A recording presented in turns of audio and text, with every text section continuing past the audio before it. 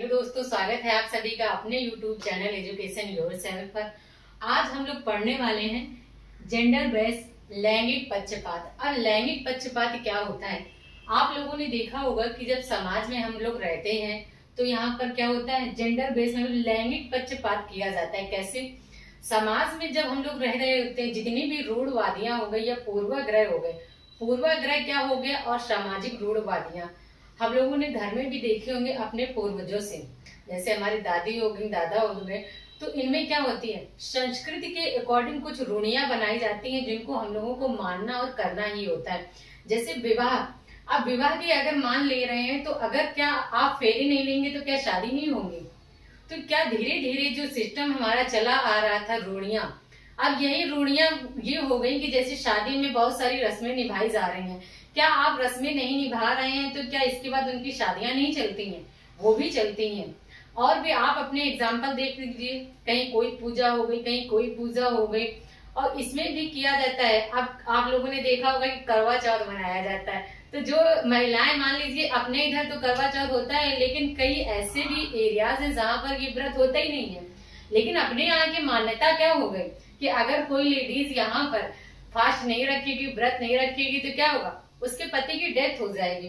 तो कुछ इस प्रकार से रूढ़ियां बनाई गई। तो यहाँ पर उन्हीं रूढ़ियों में से जो हम बात कर रहे हैं जेंडर पक्षपात की, यहाँ पर जेंडर की बात कर रहे हैं, तो समाज में एक लिंग निर्धारण किया जाता है जिसमें कि लड़की और लड़का।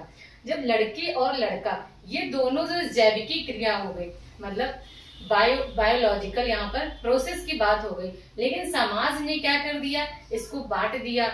जो बांट दिया, जैसे कि लड़कियां क्या होती हैं, कमजोर होती हैं, और लड़के कैसे होते हैं, काफी ताकतवर होते हैं, ज्यादा से ज्यादा काम करने वाले होते हैं। या फिर कुछ ऐसे वर्गों में लड़कियों के कार्यों को बांट दिया, लड़के के कार्यों को बांट दिया है। जो ये तुलना या फिर दोनों में जो डिफरेंट की भावना हो गई, यही हमारा क्या कहलाएगा, यही हमारा लैंगिक पक्षपात कहलाता है। अब हम बात कर लेते हैं यहाँ पर सामाजिक प्रक्रिया की। तो बात कर ले रहे हैं थोड़ा सा सामाजिक प्रक्रिया।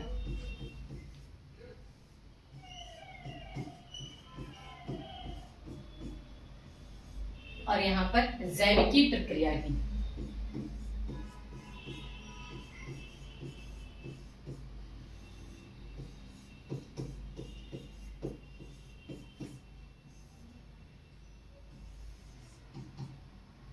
अब हमारी सामाजिक प्रक्रिया, जो सामाजिक प्रक्रिया है ये किससे होती है, समाज से। जो समाज बनाता है, रूढ़ियां हो गई या फिर दोनों में पक्षपात हो गया, जेंडर में पक्षपात हो गया, ये कौन बनाता है, समाज बनाता है, समाज से बनता है। अब जैविकी प्रक्रिया की जब हम बात कर लेते हैं, तो ये जो जैविकी प्रक्रिया है ये बायोलॉजिकल प्रोसेस होता है।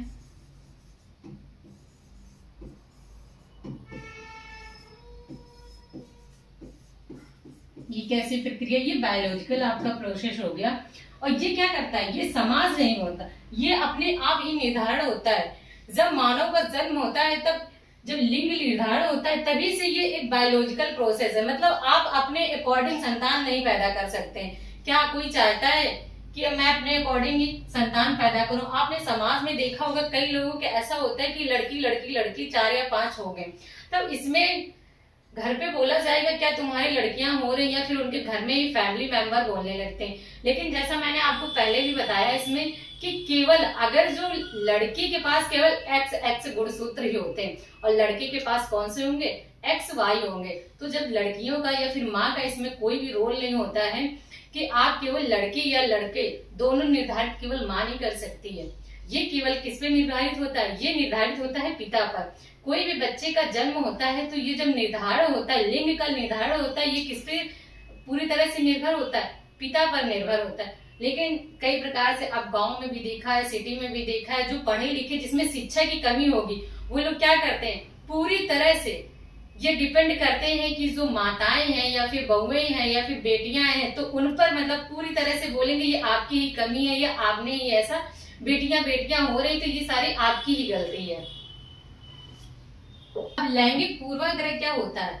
लैंगिक पूर्वाग्रह में हम उन्हीं रूढ़िवादियों को जितनी भी चली आ रही उनको कम करने के लिए ये चैप्टर आपको यहाँ पर पढ़ाया जाता है। इसलिए कि कल के लिए जब आप टीचर बनेंगे, आप कई बच्चों के सामने बैठेंगे, तो आप जो भी करें बच्चों के साथ समानता के लिए करें। ये ना करें कि लड़कियों को अलग बैठा रहे हैं, लड़कों को अलग बैठा रहे हैं। लड़कियों की शिक्षा में आप उन्हें आर्ट या घरेलू कार्य वाले ऐसे सब्जेक्टों के लिए उनको फोर्स कर रहे हैं, और लड़कों के लिए जो उनका मन है वो करवा रहे हैं। इन्हीं चीजों से बचने के लिए सामान्यताएं, जो दोनों के बीच में समानता लानी है, इसी के लिए हम लोग इस चैप्टर को थोड़ा सा यहाँ पर पढ़ते हैं। बाकी कुछ ज्यादा इसमें चैप्टर में है नहीं, केवल आपकी जो रूढ़ियां हैं उनको खत्म करने के लिए यहाँ पर मेन मोटो जो है ये चैप्टर आपका बनाया गया है यहाँ पर।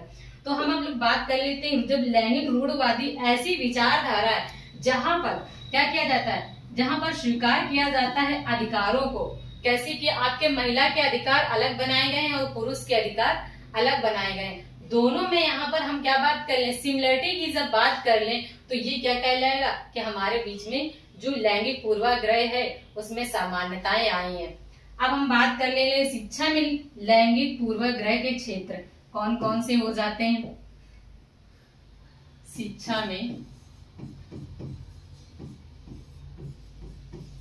लैंगिक पूर्वाग्रह के क्षेत्र,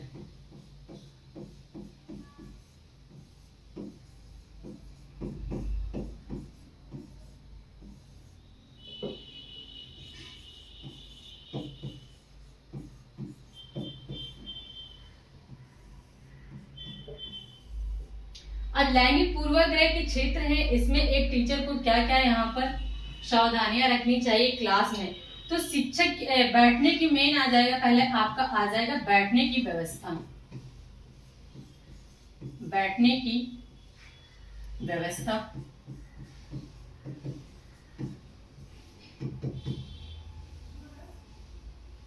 इस क्षेत्र में जब आप बैठने की व्यवस्था करेंगे, मान लीजिए आप टीचर हैं, क्लासरूम में आप बैठने की व्यवस्था करें, तो इस तरह से सीटिंग अरेंजमेंट होना चाहिए कि बॉयज और गर्ल्स एक साथ बैठ सके। क्योंकि जब गर्ल्स का क्या होता है कि जब बॉयज से अलग बैठती हैं स्टार्टिंग से ही, तो वो थोड़ा सा हेजिटेशन फील करती हैं, बाहर समाज में जाएंगी तब भी एक उनके अंदर कुछ डर सा बना रहता है। जो भी गर्ल्स या बॉयज अलग अलग बैठते हैं उनको देख लीजिए, या फिर जो एक साथ रहते हैं, तो समाज में जो सोशल डेवलपमेंट होता है, एक साथ रहने की समानता की जहाँ पर बात हो रही, तो वो जो सोशल डेवलपमेंट होता है वो बहुत जल्दी हो जाता है। आप अपने घर में भी देख लीजिए या फिर बाहर देख लीजिए, जहाँ पर लड़कियों को क्या किया जाता है, कई कार्यों को करने के लिए मना किया जाता है। तो ये क्या कहलाएगा, टीचर को हमेशा जो है क्या करना चाहिए, बैठने की जो व्यवस्था है वहां पर सिमिलरिटी लानी चाहिए। इससे क्या हो जाएगा, लैंगिक पूर्वाग्रह के क्षेत्र में यहाँ पर टीचरों की जो व्यवस्था करनी चाहिए बच्चों के लिए, समानता की व्यवस्था करनी चाहिए। फिर आपका यहाँ पर आ जाएगा शिक्षक का ध्यान।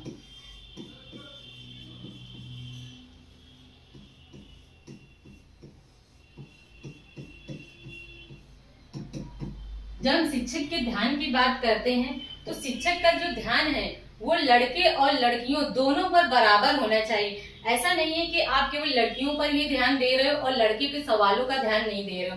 मतलब अगर लड़के कोई क्वेश्चन पूछ रहे हैं तो आप शायद रिप्लाई नहीं दे रहे हो, लड़कियां कोई क्वेश्चन पूछ रही तो आप रिप्लाई दे रहे हो। कई बार हम लोगों को क्लास में ऐसा भी देखने को मिलता है। तो यहाँ पर टीचर को ये बात का ध्यान रखना चाहिए कि आप गर्ल्स और बॉयज में दोनों के प्रश्नों का उत्तर सिमिलरिटी में देना चाहिए। फिर आ जाएगा विषयों का चयन। जब विषयों के चयन की हम लोग बात कर लेते हैं तो हम लोग देखते हैं कि कई बार ऐसा होता है कि जो बॉयज होते हैं उनको हम लोग ऐसे ऐसे विषय दे देंगे, पीसीएम दे दिया, अब गर्ल्स को बोलेंगे आप आर्ट वाले ले लो, ये सब्जेक्ट अच्छे हैं। और फिर जब व्यवसायिक की बात आ जाए तो व्यवसायिक में कई बार ऐसा होता है कंप्यूटर हो गए और कई क्षेत्र ऐसे हैं जिससे कि जो लड़कियां हैं वो क्या कर सकती हैं, अपने कार्यों को आगे बढ़ा सकती हैं, लेकिन उन्हें मना कर दिया जाता है, उन्हें डिमोटिवेट कर दिया जाता है। अब इन्हीं दोनों चीजों में हमें क्या लाना है, समानता लानी है। यही समानता लाने के लिए हमें विषयों का चयन जो है ये टीचर को पूर्ण रूप से समानता लाने के लिए क्या करनी चाहिए कि दोनों में समानता, जिसको जो पसंद है, समानता की जब बात करेंगे तो जिसको जो पसंद है उस तरह से समझाना चाहिए और बच्चों को क्या करना चाहिए, मोटिवेट करना चाहिए। अब व्यवहार में अंतर,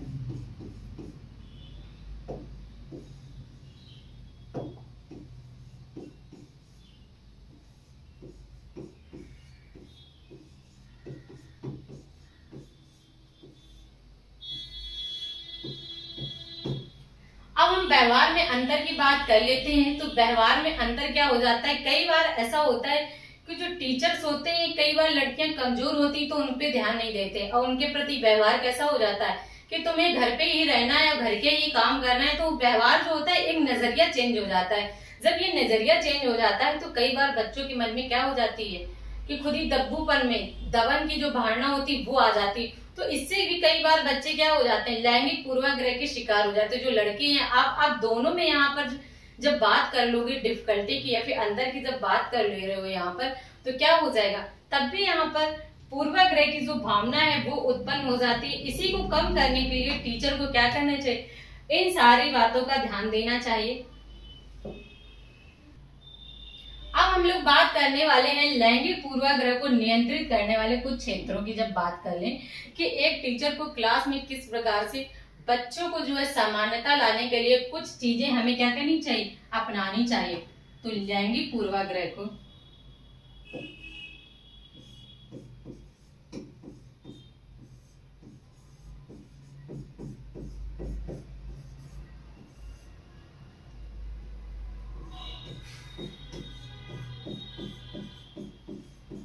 नियंत्रित के उपाय।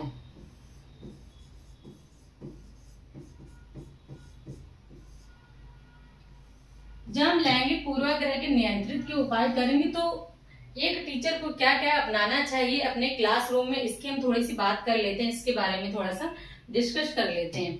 तो यहाँ पर जैसे आपको पहले बताया है उसी का थोड़ा सा आपको डिफिकल्ट यहाँ पर जस्ट उल्टा करना है। जैसे मैंने आपको पहले बताया था कि दोनों में क्या करनी चाहिए, सिमिलरिटी आनी चाहिए। तो यहाँ पर सिंगल यहाँ पे है वो रूम होने चाहिए आपके, सिंगल सेक्स क्लासरूम, ये नहीं होने चाहिए।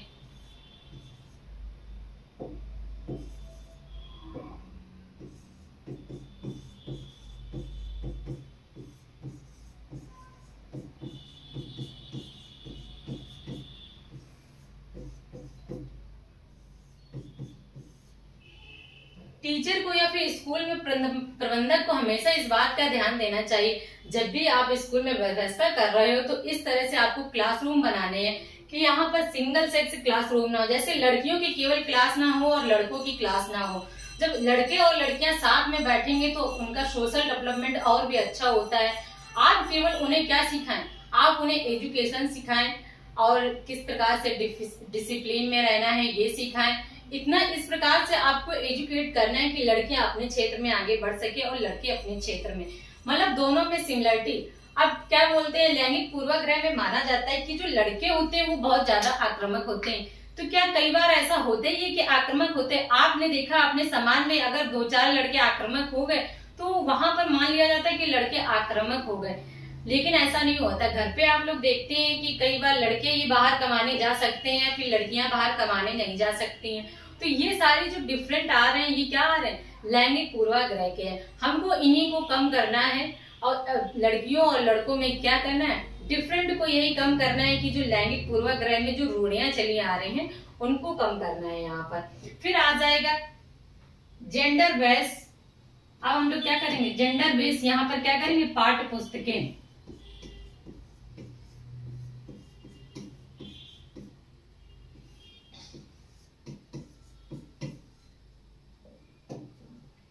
जेंडर बेस्ड पाठ्य पुस्तकें।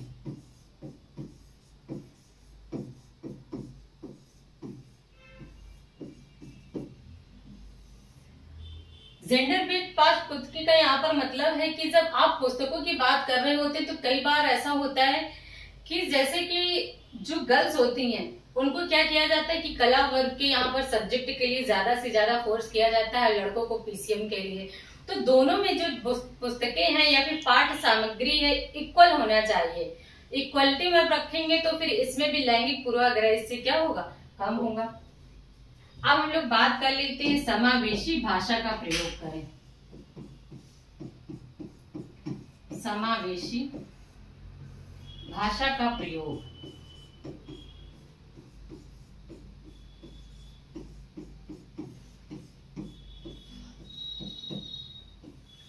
समावेशी भाषा का प्रयोग करने का क्या मतलब है यहाँ पर कि जब आप समावेशी, आप ऐसी लैंग्वेज का यूज करें कि क्लास में लड़के या फिर लड़कियां दोनों का वहां पर बैठना प्रोसेस हो। कई बार ऐसा होती, कई टीचर ऐसे होते कि उनकी लैंग्वेज ही खराब होती। तो आप एक टीचर हैं तो क्या करेंगे, इस तरह की लैंग्वेज का आप हमेशा प्रयोग करें कि दोनों में क्या हो जाए, सामान्यता की जो भावना है वो उत्पन्न रहे और ये आगे चलती भी रहे। ऐसा नहीं है आप केवल क्लासरूम में है तो बच्चों को सजा दे रहे केवल वहां तक के लिए। जो ये नॉलेज होता है ये उनकी लाइफ में भी यहाँ पे क्या करना चाहिए, दिखना चाहिए। फिर आप क्या करें, जेंडर पक्षपात,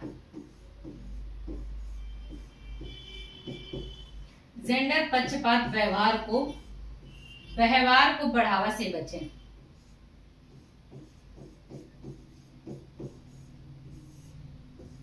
व्यवहार के बढ़ावा से बचें।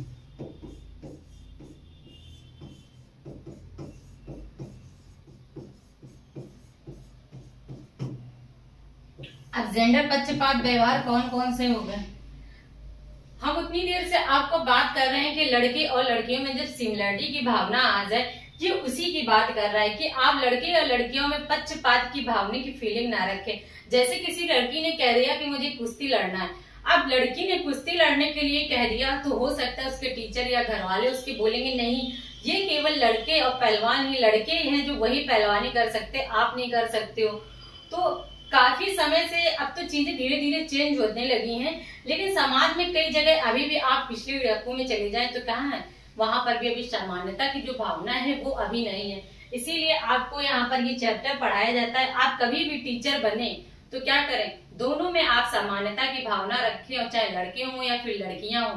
कई बार ऐसी धारणा मन में बना दी जाती है बच्चों की कि केवल लड़कियां ही क्या करती हैं, डॉल से खेलती हैं, गुड़िया से खेलती हैं, और लड़के किससे खेलते हैं, ऐसे गेम हो गए जैसे डॉक्टर वाले हो गए, टॉयज वगैरह, उनसे खेलते हैं, या फिर हथौड़ी छेनी हो, काफी सारे ऐसे गेम आते हैं कि लड़के उनसे खेलेंगे। तो ये तो किसी ने समाज ने तो आपको नहीं बताया है कि आप ऐसे खेलेंगे। लड़कों का भी मन हो सकता है कि हो सकता है डॉल से खेलना चाह रहे हो, या फिर गर्ल्स का मन हो सकता है वो क्या करेंगे, वो कोई ऐसे जो जेंडर वाइज आपने चेंज किया, जो समाज के लिए यहाँ पर जितनी भी रूढ़ियां हैं समाज ने बनाई है। क्योंकि समाज से क्या हो रहा है, बच्चा समाज में ही रह रहा है तभी सीख रहा है। और लेकिन जो एक लड़का और लड़की का प्रोसेस है, लिंग निर्धारण है, ये कहाँ से हो रहा है, ये तो आपका बायोलॉजिकल प्रोसेस हो रहा है। तो ये जो भावना है इसको यहाँ से समाप्त करना है। आप लोग क्लास को देखें, ज्यादा से ज्यादा सब्सक्राइब करें और लाइक भी किया करिए, शेयर भी किया करिए, क्योंकि आपके एक लाइक से हम लोग को और भी ज्यादा मोटिवेशन मिलता है, काम करने की जो एनर्जी मिलती है वो आप लोगों से ही मिलती है। तो ये आप लोग लाइक भी करिए, सब्सक्राइब भी करिए। Thank you.